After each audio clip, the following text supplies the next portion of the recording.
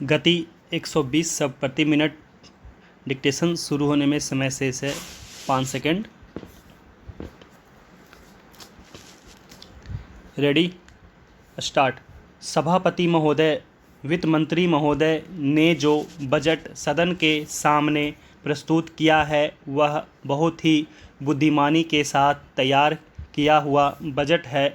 उन्होंने कोशिश यह की है कि अमीर और गरीब कोई भी कर से बच ना पाए, लेकिन उन्होंने उद्योगपतियों को थोड़ी सी छूट भी दी है। जो बड़े बड़े पूंजीपति लोग हैं उनको कर से कुछ मुक्त किया है, कुछ सुविधाएं दी हैं। मैं नहीं समझ पाया हूं कि ऐसा उन्होंने क्यों किया है। वह जो चाहेंगे उसको करेंगे, लेकिन मैं भी जो सोचता हूँ उसको आपके सामने रखना चाहता हूँ।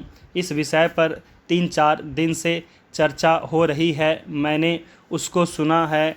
इस या उस पक्ष के किसी भी माननीय सदस्य ने यह निवेदन नहीं किया है कि खाद और पंपिंग सेट के ऊपर जो कर लगाया गया है वह उचित है। सभी ने यह कहा है कि उसको माफ़ कर दिया जाना चाहिए।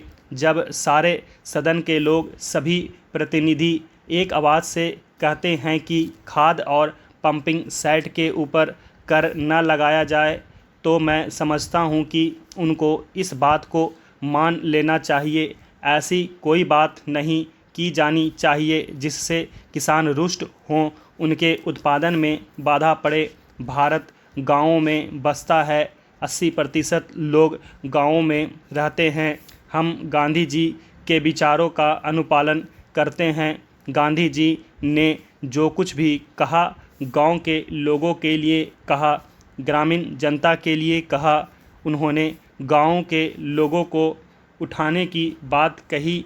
कोलकाता, चेन्नई, मुंबई, दिल्ली आदि शहरों के रहने वाले लोगों की ही उन्नति हो और गांवों में रहने वालों की ना हो, ऐसा उन्होंने कभी नहीं कहा। वित्त मंत्री महोदय भी गांधी जी का शिष्य अपने आप को कहते हैं और उनका रूप अपने रूप में देखते हैं, और वह हैं भी। इसलिए उनका यह कर्तव्य होना चाहिए कि गांधी जी के विचार के अनुसार वह सारे देश में मद्य निषेध को कार्यान्वित करे। चूँकि हमारा कृषि प्रधान देश है, इसलिए वह पशुधन को बढ़ाएं, उन्नति की व्यवस्था करे और सारे देश में गौवध को बंद कर दें।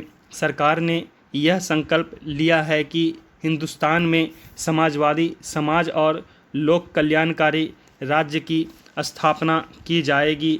इस समय देश में आर्थिक विषमता अधिक है।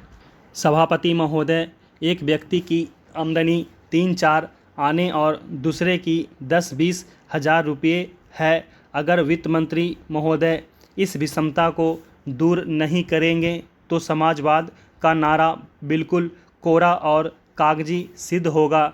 इस देश में 8-10 करोड़ हरिजनों का एक ऐसा वर्ग है जिसकी आर्थिक स्थिति बहुत गिरी हुई है।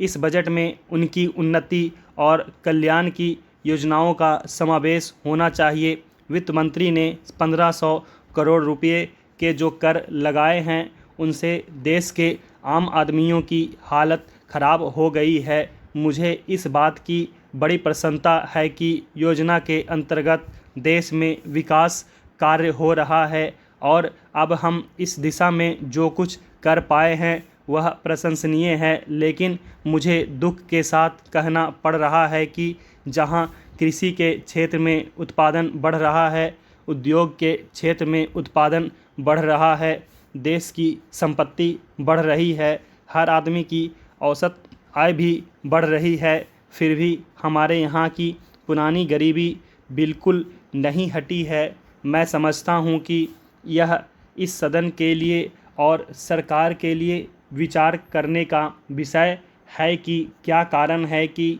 जब हम 55 वर्ष से अपने देश की गाढ़ी कमाई का रुपया और दूसरे देशों से कर्ज लेकर बड़ी बड़ी रकमें देश के विकास के लिए खर्च कर रहे हैं और देश में धन भी पैदा हो रहा है, तब भी देश में जो लोग गरीब हैं उनकी गरीबी दूर नहीं हो पा रही है।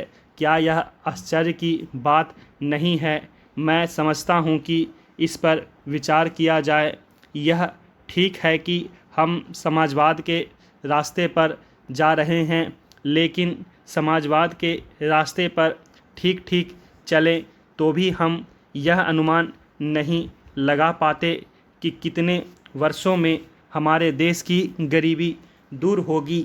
यह ठीक है कि हम योजना के तरीके पर काम कर रहे हैं, लेकिन इस बात को देखने की आवश्यकता अब पैदा हो गई है कि देश में जो धन पैदा होता है वह कहाँ जाता है। इतनी प्रगति होने पर भी हम देखते हैं कि गरीबी दूर नहीं हो पा रही है। गरीबों को खाने के लिए अन्न नहीं मिलता, पहनने के लिए कपड़ा नहीं मिलता। इसका क्या कारण है? यह गंभीरतापूर्वक सोचने की बात है। यह समस्या समाजवाद का प्रस्ताव पास करने से ही हल नहीं होगी। स्टॉप।